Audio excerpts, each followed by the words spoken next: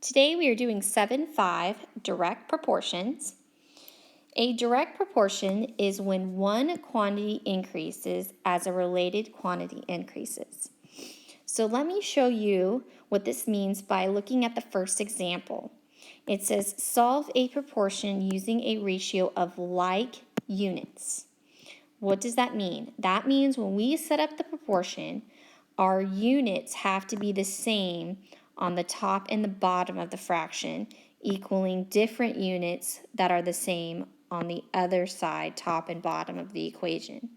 So for this example, it says the Grant family's 2.5-week vacation costs $1,540.15. How much would a 5.5-week vacation cost? So you're going from 2.5 weeks to 5.5 weeks. And it wants you to set this up as a like units proportion, ratio of like units. So what does that mean? That means you're going to have your 2.5 weeks over your 5.5 weeks. So I'm setting up my units the same weeks over weeks, and obviously it's going to be cost over cost. And that is 1,540.15, and we don't know how much 5.5-week vacation costs. That's what we need to find. That's our X. But if you notice, I line those up together. So we have a 5.5-week vacation cost, we're not sure. We have a 2.5-week vacation cost, 1,540.15. Now we know how to solve these because we know how to solve proportions. This is where we use our cross product rule. So we're going to go ahead and cross multiply. And 2.5x equals 5.5 times 1,540.15 is 8,470.83. And I solve for x, so I have to divide by 2.5. These are gone.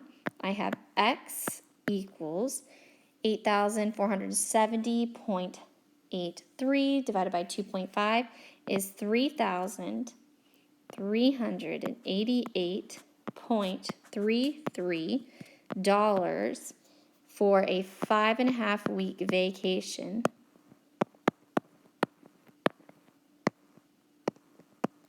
And that is our final answer. That's how much it's going to cost for a 5.5-week vacation.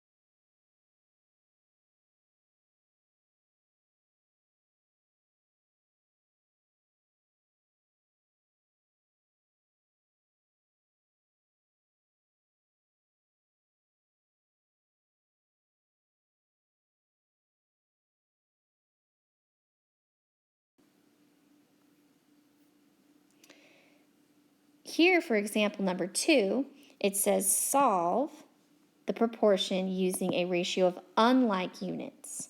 So this time, for the last example, we would have had weeks over cost equals weeks over cost.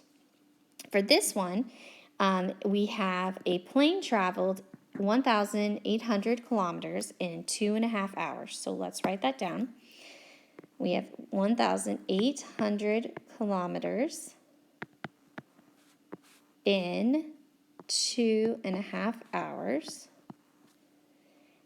And it says at this rate, how long will it take? So we don't know how long in terms of hours to travel 2,000 kilometers. So now we have our unlike units, which means that we have kilometers over hours and kilometers over hours. We can still use the cross product rule to solve this.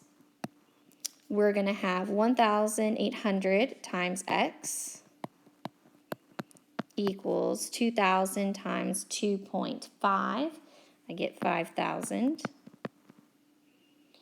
And I'm going to divide by 1,800. When I divide 5,000 and 1,800, I get 2,007 which is approximately 3 hours. And it said to round to the nearest hour, so I'm going to write 3 hours here.